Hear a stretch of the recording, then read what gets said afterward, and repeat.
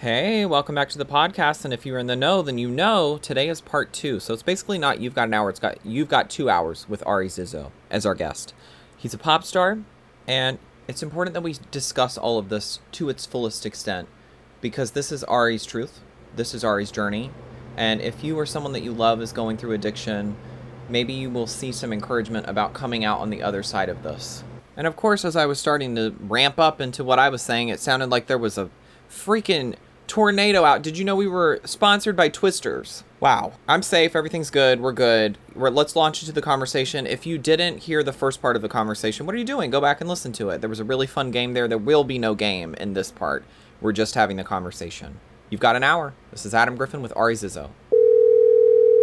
The pandemic hit, and my girlfriend at the time had just moved out to LA to live with me. So I was living with her in like a townhouse thing with 3 other guys who were like some of my best friends. And it was really fun. You know, we just, no responsibilities, income for no fucking reason, and a lot of alcohol. So every day I was like, I can wake up and drink? Fuck yeah. So I would be drunk all day, drunk all night. Started getting into mushrooms. Then got out of mushrooms because they fucking freaked me out. Yeah, the scary thing about something psychedelic is that you have to look internally. Yep. And if you're not liking what you're seeing, Nope. you're stuck. Yeah. My drinking got heavier and heavier and heavier. And I didn't realize that my partner, she was noticing things because she just didn't say anything. She comes from a family of alcoholics. Like, her mom's an alcoholic. Biological father is an alcoholic with stage 4 cirrhosis. Her stepdad's an alcoholic. 3 of her grandparents died from alcoholism. Both of her brothers are, like, war veterans with PTSD and alcoholics. So, like, now her boyfriend's an alcoholic. Not great. Yeah, we're kind of testing some things here. Yeah. And I didn't think about that because I didn't think I was an alcoholic. I just was like, I drink a lot. So does everybody else. Because, like, truth be told, so does everybody else. Right. At least in my life. Was she sober? She didn't drink. Okay. So in recovery, we call that being, like, a dry drunk. Basically, like, you don't use the substances, but you don't work a program.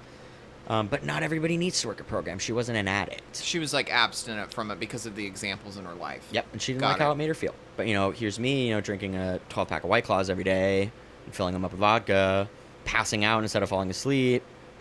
You know, I would drink before I ate, and would drink all through the night, and make myself stay up really late so that I didn't have to wake up with a hangover. I started gaining a lot of weight. Things were starting to get bad. And then in early 2021, one of my childhood best friends died suddenly from a heroin overdose. Oh, no.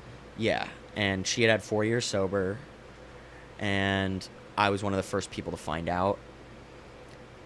And I was a fucking mess, like a wreck about it. I'd never lost someone that close to me. I mean, I'd lost, you know, like my grandparents, my ex-girlfriend's mom, who I was very close with, lost her to cancer. Like, I'd lost people, but this was a loss that was utterly devastating.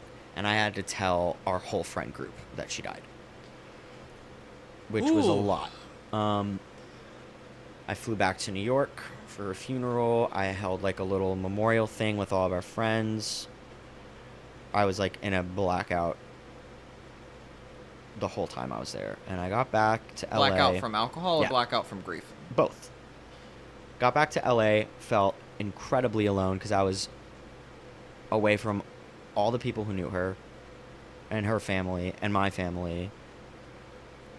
And I just started to spiral, like really spiral. I got really like suicidal. I started self-harming, which I have a little bit of history with from when I was younger. And just sobbing and drinking at all times. It just got really, really, really, really, really dark.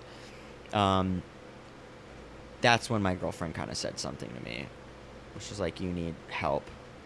And you have a problem with alcohol. And I woke up one morning. I'd kind of seen what I had done to myself the night before. Like, I'd really like cut myself a lot.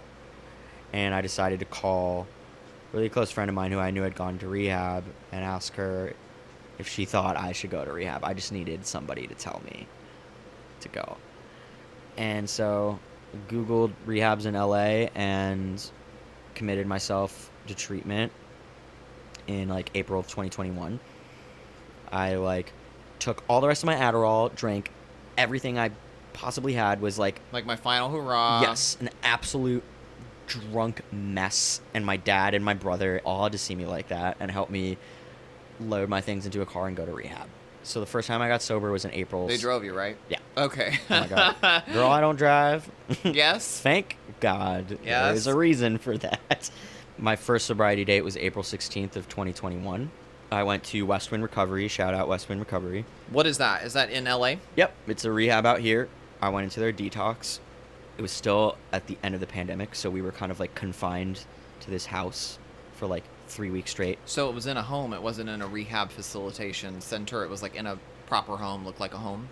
Right. So a lot of rehabs out here are in like very like upscale houses. So you'll like live there for a period of time, and then you'll live in like a sober living home and do outpatient rehab, which is at like a facility, like in a building with little offices and rooms where you have groups and stuff. The rehab itself consists of a detox house, which, you know, they have a full staff and nurses that watch you. You know, you're drug tested daily. When you come into rehab, you're like strip searched. They have to go through all your things. Very lengthy like intake process. They make sure you have all of your prescribed medication. They have you on certain medication to detox you off of whatever substances you're on. Mm-hmm. I mean, when I came in there, I hadn't slept in a couple days, was on a lot of Adderall, a lot of alcohol, hadn't eaten, thought I was having a heart attack. Like, you know, I was not in good shape. But I went to my first AA meeting that night. I really wanted it. Like, I wanted to try something I had never tried before, which was sobriety. Like living my life without relying on things outside of myself to get me through my own problems. And to find happiness and to find inspiration.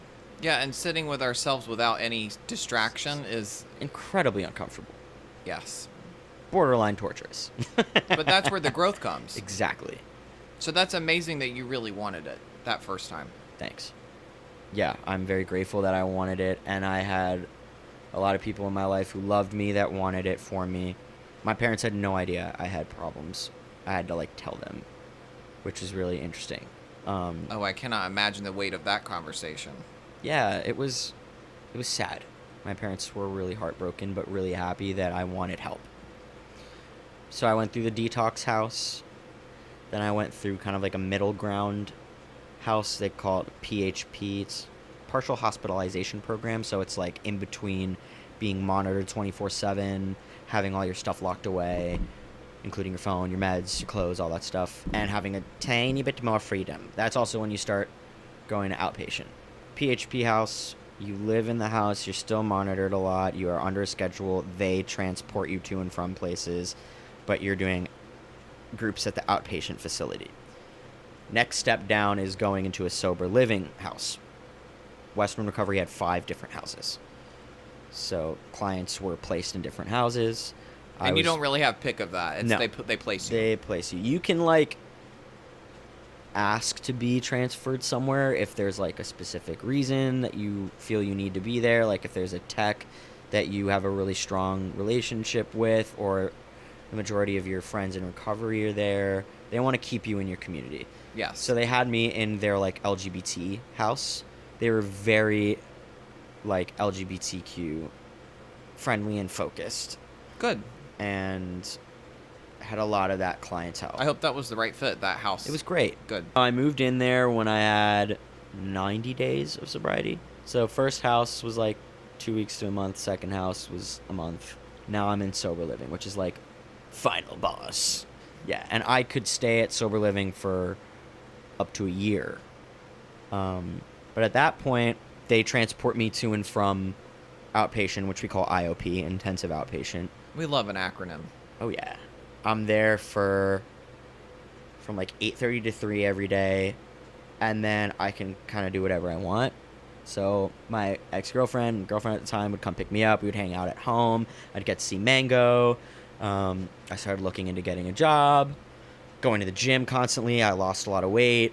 I got really in shape, and just continued to go to AA meetings every day. We were required to go to a set number of meetings. There were house managers that monitored our meds. They would drug test us. There was a curfew, yada, yada, yada. So I stayed in that treatment program for 8 months. And by the end of that program, I had a job. I was only doing outpatient for like 3 days a week. So they really like bring you down step by step. Exactly. Mm-hmm. So then I graduated their program at about, I think, like 9 months sober. Who's paying for all of those? Insurance. Okay, that's good. Yeah, out of pocket, these places are insane. No, it's not good. It's not good. But a lot of them accept a wide variety of insurance plans, which is great. But yeah, I got home, was re-navigating a relationship with my girlfriend at the time, who was also sober, and like we got to have a really exciting and new chapter in our relationship. It was amazing. She was so supportive and loving and proud and wonderful. She was my best friend. Things were really great. I had a full-time job. You know, I was making more music, paying my bills, in a happy relationship, going to AA meetings a lot. So here are the boxes. They're checked, they're checked, they're checked. Right. I hit a year of sobriety, finished my 12 steps, started sponsoring people. Wow. And a sponsor in Alcoholics Anonymous, for those who don't know, is like someone with a little more sober time than you that kind of takes you under their wing and guides you through the 12 steps of the program. And they're the person that you reach out to first if you need anything. They're like a mentor. Yeah. They're like a Yoda. You know, it's a way for you to consistently be of service to other people who need it. Did you like doing that? I loved doing it. I love helping other people. It's like my favorite thing to do. But yeah, everything was going well, and then my relationship, I got really sick for the last month of our relationship, and like a COVID thing or what? I got norovirus, and then I got something like COVID. So I was very depressed and like isolated. And my ex at the time was not around very often. She was spending a lot of her time with another guy. It was weird. I just thought it was weird at the time and was trying not to think too far into it. Because in the past I'd had issues with her and other guys. And I'm not that type of dude that gives a shit if his girlfriend has male friends. I don't fucking care. But she was very secretive and weird about her, and like way too intimate with these guys. Like her first guy friend out here was a 50-year-old married man, and they would text all the time and go out together all the time, and I never met him or even knew what he looked like. So just, yeah, a lot of gray area there. Exactly. So I was trying to look at this relationship from a different lens. She'd been a lot better about handling it. He had a girlfriend, also a long-term girlfriend at the time, and we would do like couple things together. But at the end of that month, things just completely fell apart. Like, I still, to this day, don't really know what happened. One morning, she woke up after, like, the night before, she had ditched our plans to hang out with this guy, which really hurt me. She didn't get home until, like, 4 in the morning and was very cold when she got home. And the next morning she woke up and was like, "Can we talk? Things have been weird with us lately." And I was like, "Well, yeah, fucking yes. Talk to me about it." We got in a whole fight. She hinted at wanting to be free and explore as she was in her 20s and wanted to do all these things and travel. And I was like, "Great, I want you to do all those things. I don't feel like we need to break up to do those things." And I don't think she knew how to tell me that she wanted to leave.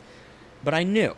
And I had a complete breakdown about it, because she had broken up with me once before, back in 2019. We were doing long distance. It was before she moved out to LA with me, and she pulled the whole like, I want to be free, I want to explore sexually with people, and like it crushed me Was an open relationship ever a topic? No, I wouldn't be cool with that. That's not for you? No, okay. Absolutely not. But was it ever from her? And, like, is that something that you're going to need? Because that won't work for me? No. No, none of that discussion? No. Okay. She just kind of disappeared. And then came running back like a month later, like, I'm so sorry, I made the worst mistake of my life. It's always been you, blah, blah, blah. And I was, like, hesitant, but took her back. Anyway, yeah, this was happening again. Except this time, we've now lived together for over 3 years. We have a cat together. We share everything. We're planning on getting engaged. I've been through treatment once. Yeah, like, I'm sober. You've been my partner for that. Exactly. So I, like, broke down and was like, oh, my God, you're going to leave me again. And she was like, no, I'm not. And then 3 days later, I come back from a camping trip with my treatment center. And she was like, I love you, but I have to learn to love myself. Okay. And I was like, I don't know what that means, but okay, what do you need? And she was like, I need to leave. I'm leaving tonight. And abrupt? Yes. And she was like, you're the best thing that's ever happened to me. You're the most wonderful man. Like, I love you so much.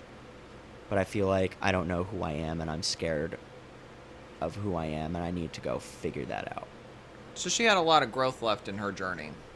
And had never really gone to therapy, and I'd been slowly encouraging her over the years to really look into helping herself. And but through treatment, you can't do someone else's journey for them. Exactly. So, I was devastated, and that night I was kind of like, I want this to be my turn now, to be your rock while you go and do this work on yourself for however long it takes, and I'll be here. And she was like, okay. And I was like, me and Mango are here for you. Take whatever space you need. Let me know over this next week, like, what your plans are. If you need help packing. She told me she was going to go back to New York the following week to just be home with her family and look into treatment. And made these promises to me. She left the apartment. She said, I love you. And then I didn't hear from her for about a week. Okay. Found out she had been at a rave the whole time with this guy. I don't understand the propensity of, I don't know where her journey was. I can't be in her shoes, but that would feel like a lie to me. And I'm sure it seems like you're still reeling with that. What I hope that, I know we're getting into it with the relationship dynamic, but I hope that at some point you can let go of what could have been, what happened, all of that. Oh, I have. Okay. I'm just going over this because it leads to my relapse. It was so fucking devastating. Like, she left that day, and I quite literally never saw her again. I had to pack all of her things for her. She lied to me about where she was. So she had left a bunch of stuff. You had to pack it up, ship it to somewhere. All of her stuff. So I had to go through all of her belongings, all of the gifts I've given her, all of our things together, take down all the pictures, all the art, stuff it in a closet, and wait for her to come get it. And she refused to come when I was going to be there. For how long did that go on for? Took her about 3 months to come and get her shit. And she's not paying rent on the place? No.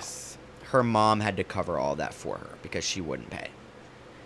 Meanwhile, she had already gotten a new place with a roommate, gotten a new cat. And you found out through someone else, I'm sure. Yeah. And because everybody that was in our circle was, like, shocked and devastated. Her family was shocked and devastated. My family was shocked and you've been in each other's lives devastated. For so long. I'm sure you were intertwined and talking to the mom. And yeah. She was clearly seeing this guy. I found out that he had broken up with his girlfriend 2 days before she dumped me. And now she was, like, half living with him, half living in this new apartment.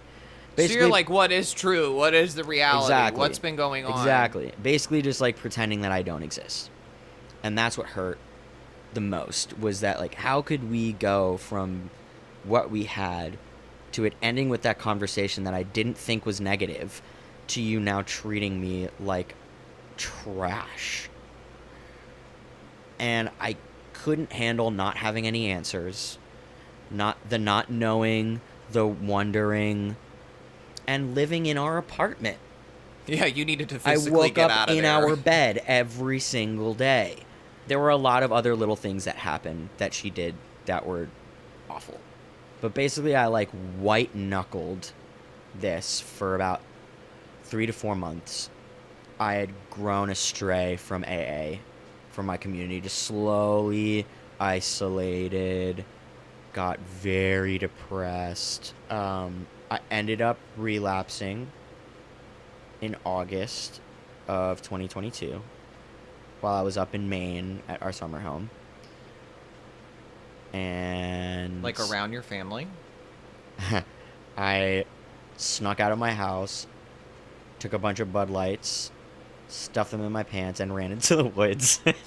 What was that moment like when you were like, okay, this is what I'm doing. I've been sober for X amount of time Almost now. a year and a half. It felt so surreal. I'll never forget Was it looking... out of body? Yes. I'll never forget looking down at the Bud Light can and cracking it open and being like, oh my God, I'm doing this right now. I didn't even feel like I was doing it. You weren't in the driver's seat. Yeah, I had lost that battle to my disease completely. I remember when the switch flipped in my head and it was like, I am going to drink. And there was nothing that was going to stop me. Nothing. Nobody could have stopped me. And I got drunk and I was so happy. I felt relief for the first time. A false sense of relief, a false sense of liberation. Right. I immediately told my brother and my dad that I drank. Within like 5 days, I was a sobbing, drunk mess. Oh, so you went on a full bender. Yes. And I went back to LA and was like, I'm done. I fucked up. I don't want this. I'm ready to go to a fucking meeting. I'm done. This was so stupid. And that's probably why they let you on the plane with that intention, right?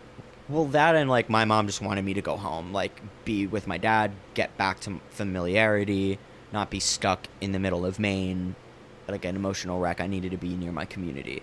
But that day, I ended up going out and drinking and getting so drunk that I ended up in the hospital. First day that I'm back in LA. My dad came and saw me, like, filmed me and, like, babbling in a wheelchair, which I'm still kind of pissed about. But... That he filmed it? Yeah. Did he film it with the intention of you need to see this whenever you think about doing it exactly. again? Okay. Yes, which I get. But, very harsh to look at. Yeah, I still haven't, and I don't care to. I don't need to.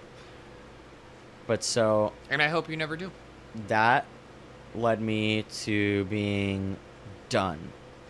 And I got about 6 days sober, went to a liquor store, bought a bunch of booze, started drinking again, started going out and drinking, making new friends that didn't really know my past, so I didn't really have to explain to them that I had a problem with alcohol and shouldn't be drinking. That escalated to October of that year. I got so blackout drunk and so suicidal that I attempted to take my own life. And then I realized that I had done that and got scared, so I called 911 on myself. I drank like half a bottle of rubbing alcohol and like self-harmed really bad. So I got 5150, which is like the mandatory psychiatric hold. They took me to a psych hospital. When I got into the hospital, they said I blew over 4 times the legal limit.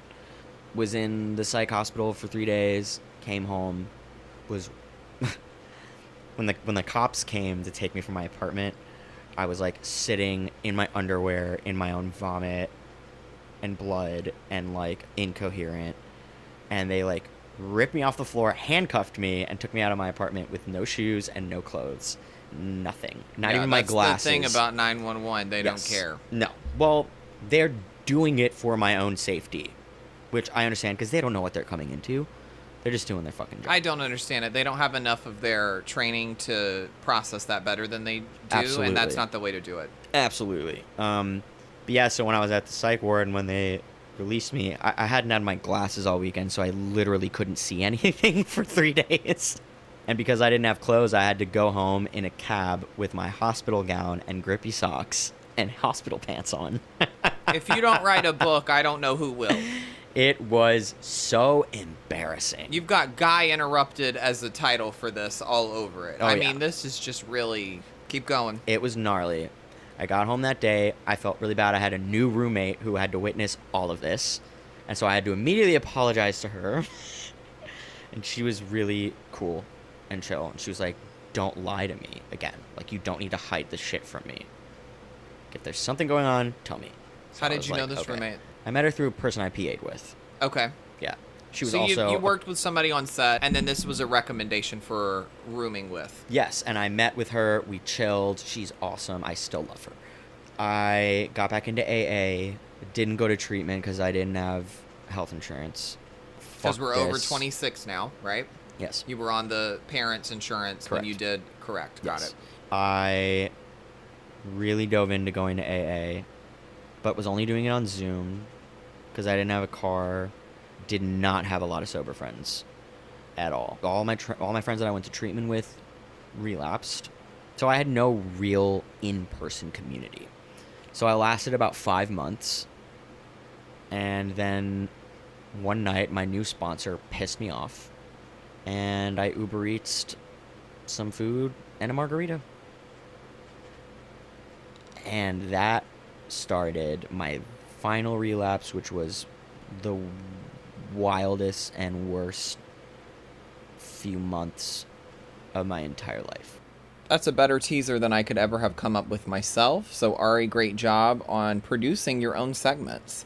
We'll be right back with the final part of Ari's story towards sobriety.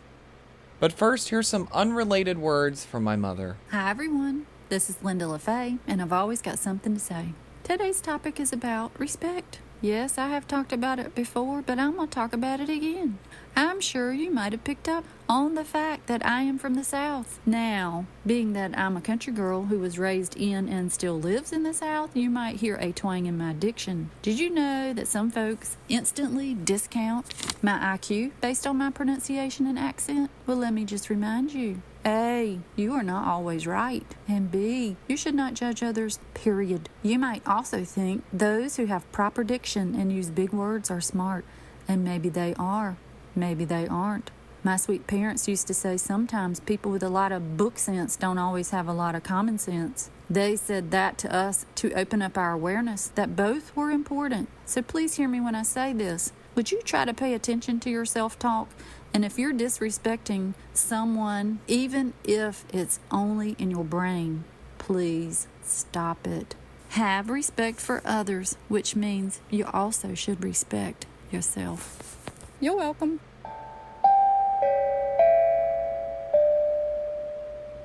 That was Linda LaFaye. She's always got something to say. And here's my dad. Adam, remember, it's not how you start, it's how you end. Later.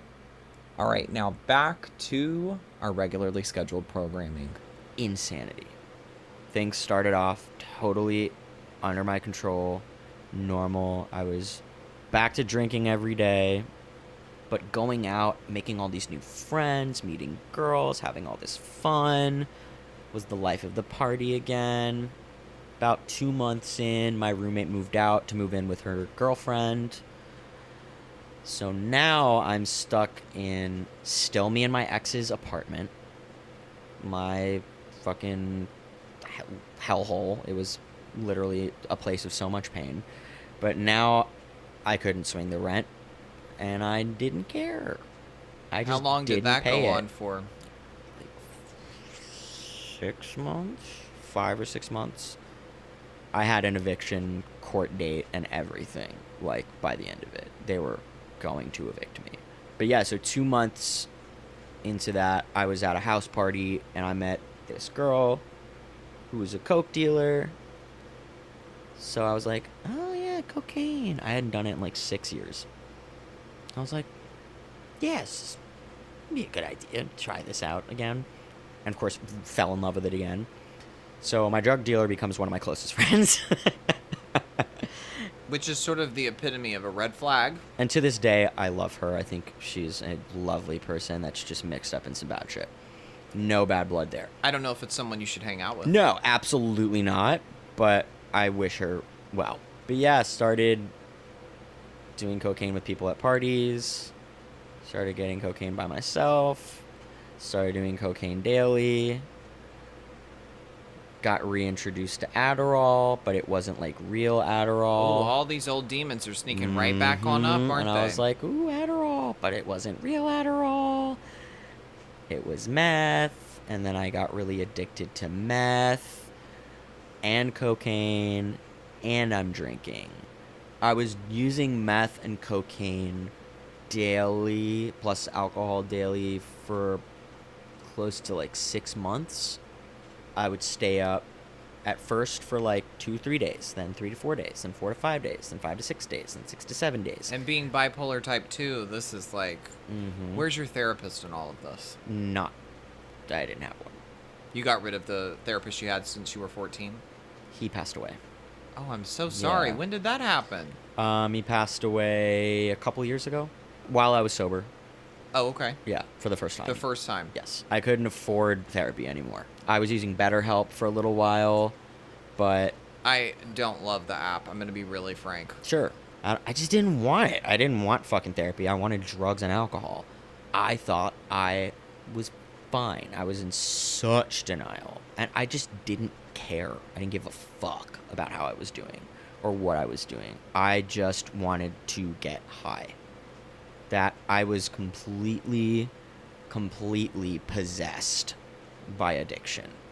Like, I felt like the real me was this little lost glimmer floating around in this abyss of blackness. The more and more I used, the more and more I stayed up, the less and less I ate. I started to experience psychosis consistently. What did your psychosis consist of? Visual and auditory hallucinations. Of? Random shit. I don't even remember half of it. I remember once I thought my black backpack, that one, was a cat. I was like convinced it was a cat for like 2 days that was there to hurt Mango. I saw it. I saw a tail, everything. And so I like didn't move from my desk because I was afraid it was going to move and like attack. But not in this physical apartment. But yeah, I would sit at my computer and write and produce music obsessively for days straight. I made some of my favorite stuff that I've ever done, but I don't attribute that to the drugs. No, you shouldn't. No. I didn't leave my apartment and physically go outside for 3 months. Rock bottom was probably like the last 3 weeks of me being out on this run. I was doing like 2 grams of cocaine by myself a day. I don't even know how much meth or like Adderall pills, whatever they were. Drinking way too much, but I didn't feel it because I was on so many stimulants. I was getting increasingly paranoid that my landlords were coming after me physically to like hurt me and take me out of the apartment. I had a friend who I'd like let stay with me there who like wasn't paying me anything, was drinking and doing drugs with me all the time. Then this day came where one of my best friends from treatment, our friend Will, reached out to us and was like, I think I'm overdosing and I don't know what to do. Like, can you guys help me? And I was super high. I'd been up for like 5 days. And he was like, Ari, can you please come to me? And I was like, where are you? And he said, Costa Mesa. And I lived in Burbank at the time with no car and no money. So I was like, I literally can't come to you, but can you come to me? Like, just come to my apartment. And he was like, no, I can't. I'm too fucked up. He starts responding less and less and less. He basically, like, was a major alcoholic, had just relapsed, went out, bought fentanyl from somebody, and took way too much. And so I called 911. I had to, like, argue with the dispatcher to send a cop or a paramedic to do a welfare check, because they were like, well, you know, if he's an addict, he might just be doing it for attention. He might not really need help. Just, you know, just awful shit. They assured me that they sent someone. The sheriff who visited Will at this motel room that he was staying in Costa Mesa called me and said he was fine, that he was standing up and talking to him, just looked a little tired. And I was like, okay, great. Well, you know, he's probably like faking being coherent to like have you not get him in trouble, because I know for a fact that he had fentanyl in that room. And they were like, well, there's nothing we can do. If something else happens, you can I call don't think us. they can legally go in No, without a search I know. warrant. It's just incredibly frustrating. He continues to, like, beg me to come, and I just can't. Even if I was sober, I still couldn't have gotten there. I checked, an Uber would have cost me almost $300. Oh, that's insane. Yeah. And even if I had driven, it would take me, like, 3 hours to get there. And I wanted someone to be with him immediately. Because in a situation like that, like, he might not even be alive in 3 hours. Which is exactly what ended up happening. So Will He passed. died in that motel room a couple days later. And this was the sequence of events that happened that following week. It was like a Sunday night, a couple days after I had spoken with Will last. I had been up, I think, for like 8 days straight at that point. Had eaten one meal, hadn't showered, brushed my teeth. I thought I had blood clots in my legs because my muscles were cramping so bad. And, like, felt like I wasn't in my body. Like, was constantly poking myself to feel that I was still there. Hearing things, seeing things, all that jazz.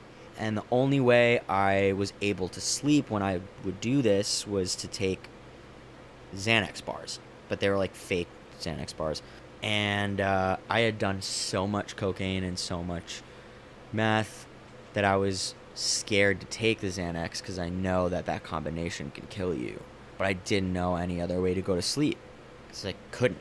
I was so just wired and high. But I took the Xanax bars and I got in bed and I was like fucking freaking out.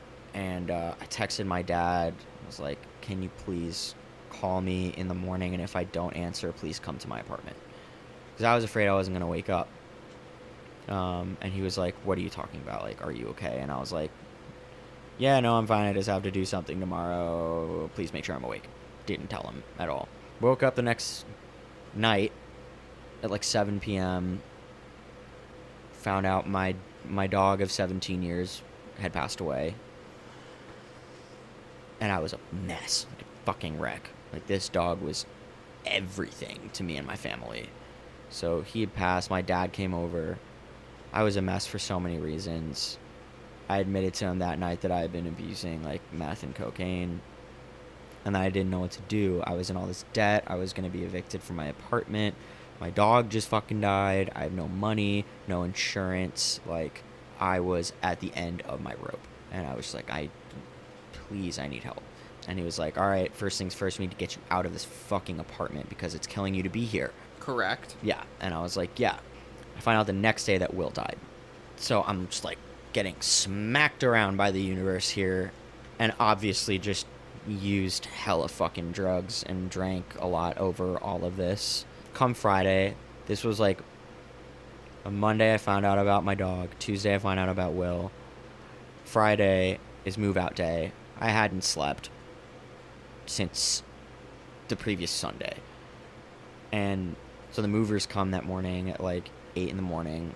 I'm like coked and tweaking out, trying to help them move 3 years worth of shit, but also like not really processing that I'm actually leaving this last piece that I had of my relationship for good.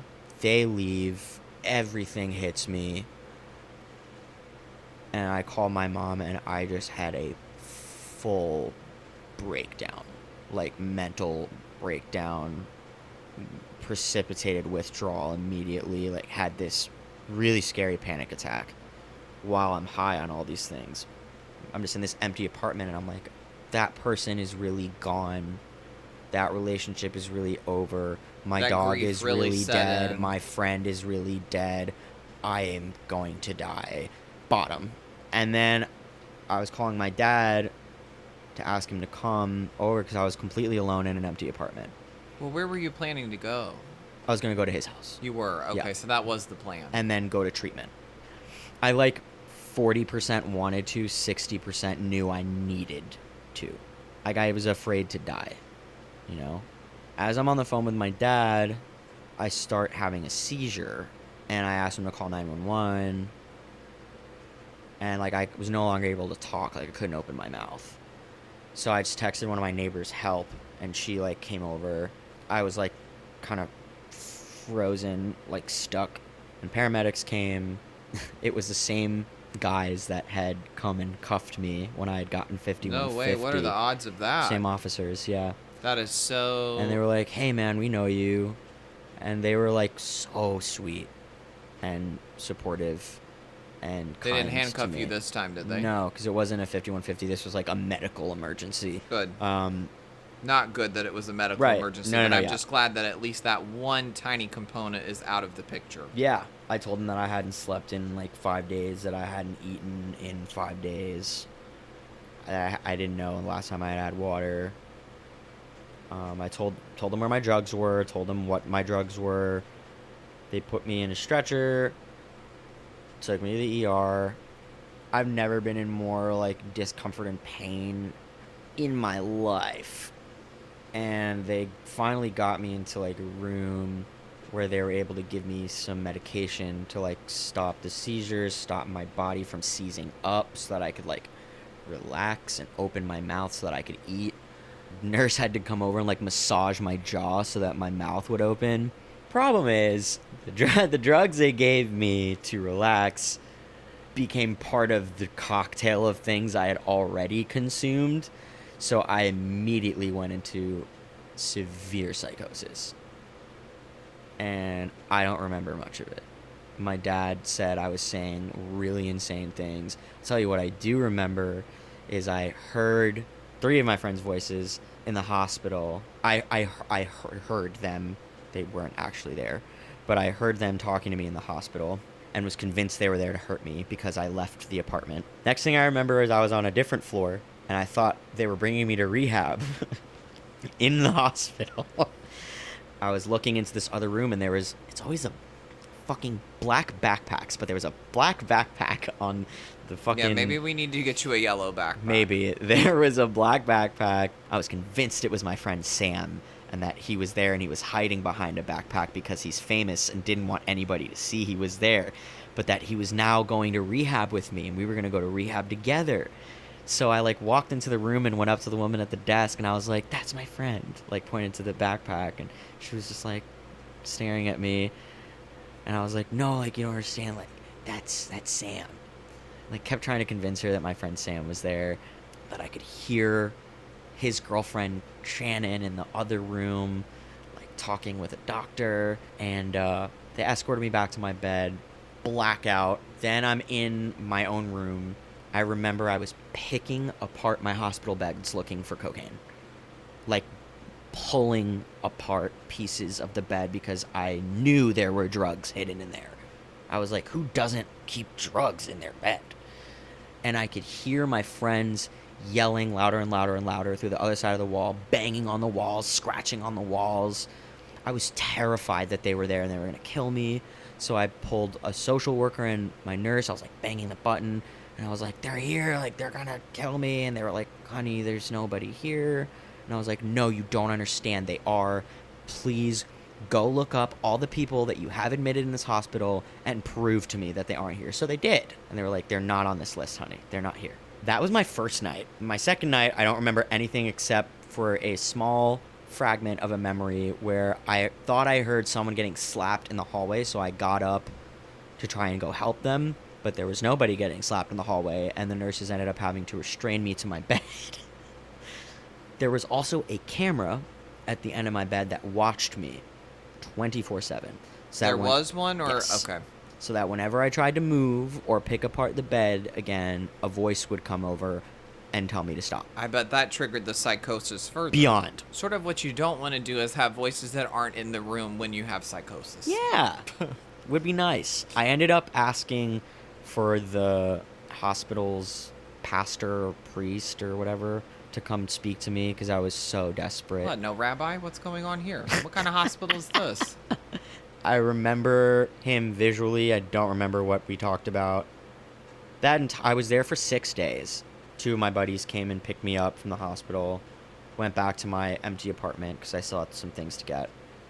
Immediately went and found my drugs. Railed some lines. Took some meth. They did or you did? I did. Oh. Cracked open a White Claw. And my friends were like, you sure you should be doing that, buddy? And I was like, yeah, I'm fucking fine. I'm going to rehab in like a week. I'm going to fucking send it. So I did all the rest of my drugs, went to my dad's house, stayed up for the entire week I was at my dad's house doing drugs in the bathroom there. My dad absolutely knew what I was doing, but had no way to, like, actually call me out on it because I was good at hiding everything. How did you get drugs into your dad's house? So my dealer... Different dealer would just Uber packages to me. So I went out for one last night with a couple of my friends to drink on the beach, and we ordered a brick of cocaine. Oh my. And took it to the beach, and we just stayed up all night. Tried to do as much of it as I could. Honey, I don't know how you like to stay up. If I don't sleep, I'm not there. Oh, same. Now sleep is everything to me. But yeah, I ended up going to my dad's neighbor's house, doing drugs with him, giving him some of the drugs. Took an Uber to rehab. Your dad didn't drive you? Nah. And I think he was just over my shit. He was overwhelmed, and he's at the breaking point pretty much. Yeah. So in my Uber, I just tell the Uber driver everything. I'm like, I'm going to rehab, bro. I'm so fucked up right now. And he was like laughing and shit. I was like low key doing bumps of cocaine in the car and like drinking a White Claw out of my backpack. At the end of the now I'm Uber starting to see why ride- your dad didn't take you. Yes. Uber drops me off in front of rehab. I gave the Uber driver what I thought was the rest of my cocaine and a White Claw. I shotgunned one last White Claw in front of the rehab. I shotgunned a White Claw in front of the rehab. Yes. I needed you to hear that back, because that is such a visual. It certainly was. I also sliced my thumb opening the can, so I'm just like, that's God telling me to stop. Get into rehab. They have me, like, take off all my clothes and change into a gown. But where they messed up was they let me change in a bathroom. So I found another bag of Coke in my pants. They didn't want to make me get, like, naked because I'm trans. I understand that, but it's a rehab facility, and they've got to check their protocols. Oh, yeah. But they had me hand, like, all of my clothes to them, and they went through all of my shit. They had me turn my pockets inside out, but I had a secret pocket in my pants. Boy, do we have some lessons that they need to learn. It was wild. You had a secret pocket? Mm-hmm. Did you sew it in, or was it part of... It was part of the pants. Okay. Yeah. I didn't know how far we were getting into this. Like you sewed a pocket in yourself. No. Okay. I totally would have, though. So they messed up. They allowed you to bring that in without them knowing. Right. So you're in the bathroom, I'm assuming, doing more lines. Yes. For the first, 3 days that I'm there.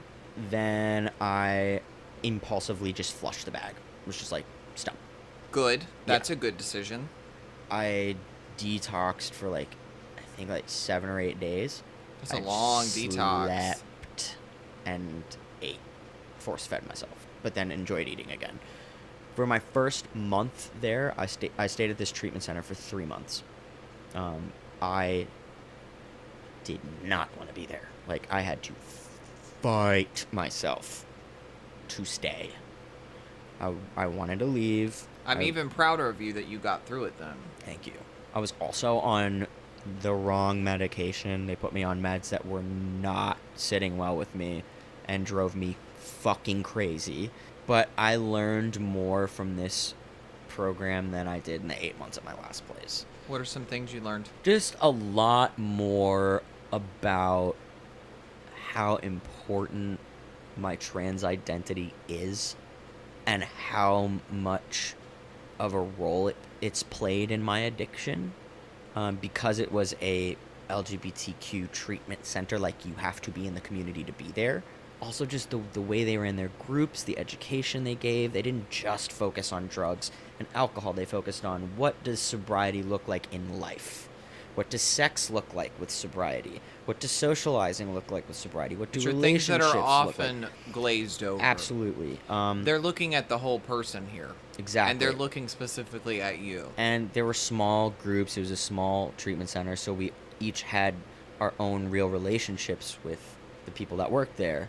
They took me to queer AA meetings, which was so key in the sobriety I have now. I got to go... First of all, I was so resentful towards AA. When I first got there, I was like, no, I'm not going back. Don't want to go to AA. I don't believe in God. Fuck that shit. And then, of course, I went to my first meeting, and I was like, oh, I kind of missed this. This was great. The 12 steps are what saved my life now twice. Do you tell people you did 24 steps? That's actually really funny. I should. No, but, meetings became a part of it's a huge part of my life, my daily routine. I got to build a genuine community of people that understood all of me.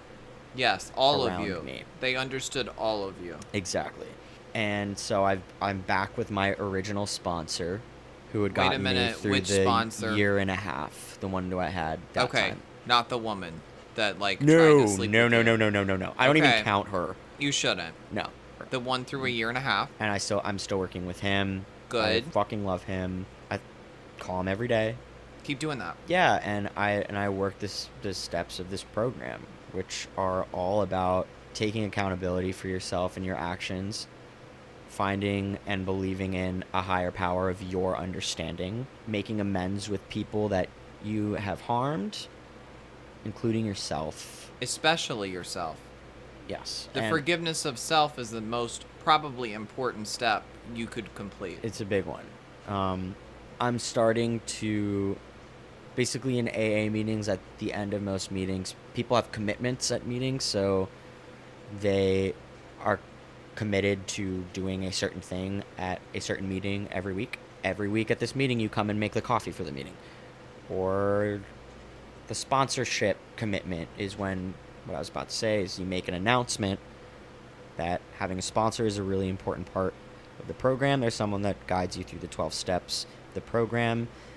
And that if anybody in that meeting is willing and able to sponsor somebody, they can raise their hand and show that they're available.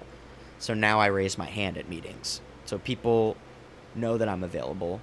And if somebody who's new or returning or whoever is curious about having me as a sponsor, they can come to me. And are we going in person for AA? Yes, as much as I can. Good. Is it a queer AA? Most of my meetings are. I have like a balance, because a lot of queer AA is a lot of like cis gay men. I'm sure. But that's a huge part of my community now. But yeah, there are some trans meetings that I go to, and some like men's only, some straight meetings. Like, I like to have a mix. And you should. Yeah. Whatever you want to be in and feel comfortable in, that's the only takeaway from that. Yeah. And now I have 301 days sober, so almost 10 months. Say that again. 301 days sober.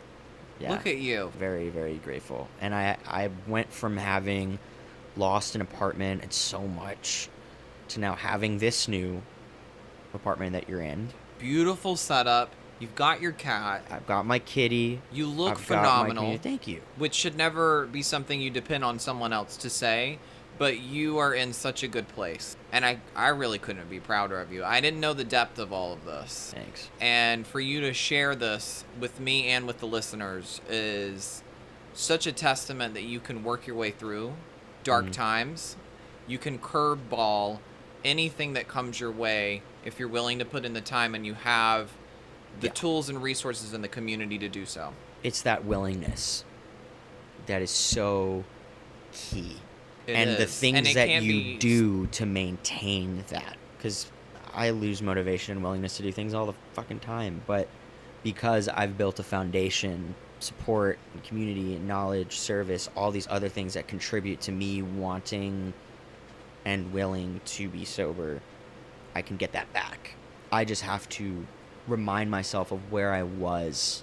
And there are a lot of days where I'll get a craving to drink or use, and I'll have very selective memory about drinking and using, and only remember the good times, only remember when it was fun, and that voice in my head will try to convince me that I can go back out there and do things differently this time. But I now know that I cannot. This last relapse taught me everything I needed to know. I'm so grateful for it. It sucked, but I learned everything I needed to. I learned that I cannot control myself when I drink and I do drugs. I cannot do one of anything in my life this extends beyond substances. And once you get into sobriety, the work really becomes how you're able to recognize your addictive personality and how it shows up in other areas, and learning how to not feel the need to feel more than all the time or live in extremes. You have to learn how to just be. Exist. Yeah, and be okay with just being okay. Mm-hmm. That's so hard for someone like me. Like, I always want to feel better and better and more and more and more and more. There's a perfectionist in you that Yes. speaks to and that preaches to. Yeah. But something that I was told pretty early on in life is you have to learn to exist without erasing the S. I like that.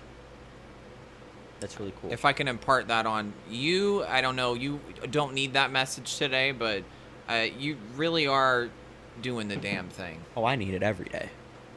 I need that message every day. Every day, I have to remember and retell myself, like, reconvince myself of the fact that I'm powerless over alcohol and drugs. But what that means to me is that if you put one drink or one line or one pill in my system, I am powerless over what happens next, and my Yes. life will become unmanageable. That's the first step of, Yes. of AA, is admitting that you are powerless over drugs and alcohol, and that your life is or will become unmanageable. And I have all the evidence I need. You do. 100%. And that's not to say that, like, my life still can't become unmanageable. It certainly has, and I've gotten through it, you know? And that's because of the steps in my program, the people in my life, my higher power. It's because of a lot of things. And that goes back to kind of what I was saying in the very beginning of this, is there's nothing in life that you have to do alone.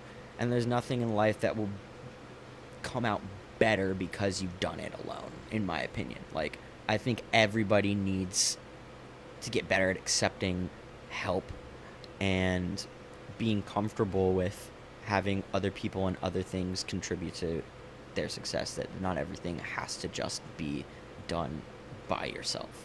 Now, we talked about something on the onset, and this isn't really a light way to end the conversation, but I think it's an important way to end the conversation. When you discuss your transness and we talk about sobriety and finding that whole self, has the sobriety changed at all your view of yourself in any way? As a trans person? Yeah. Sorry, I'm hitting my vape. No, he's doing a line. Actually, the secret to sobriety is vape.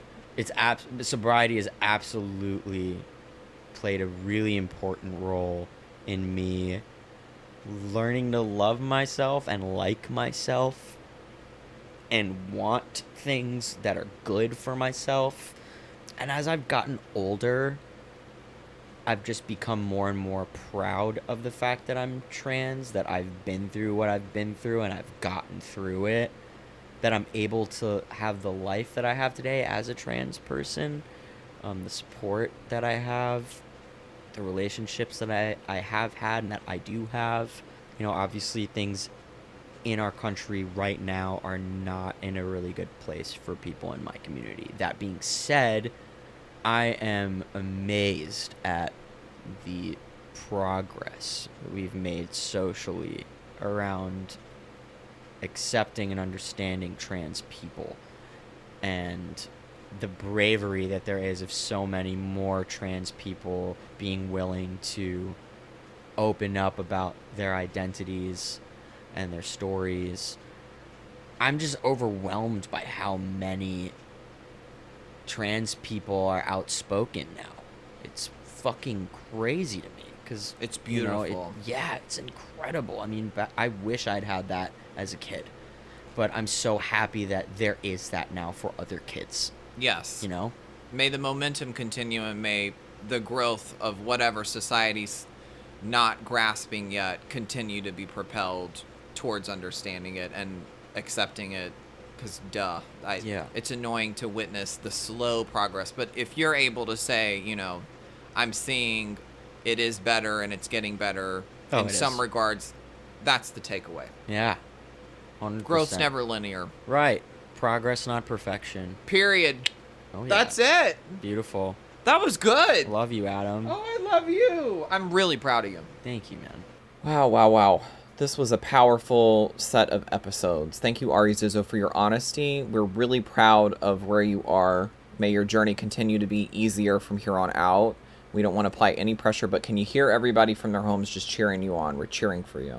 And we're going to go stream your music, right, everyone? Ari Zizzo, Arizizzo. Now, if you or someone that you know is struggling with addiction, seek professional assistance. This is sort of your sign today. This is your flag. Please go out. Ari has advocated for the 12-step program, which is AA. There are multitudes of different types of groups that meet. There are women's groups, there are men's groups, there are LGBTQ groups. So, go. It's specific, just like therapy. You owe it to yourself to do the work. We'll see you next time. Or you'll hear us next time. You won't see us. I keep forgetting, it's not fucking video, Adam. Do you think the podcast just fell out of a Coconut tree.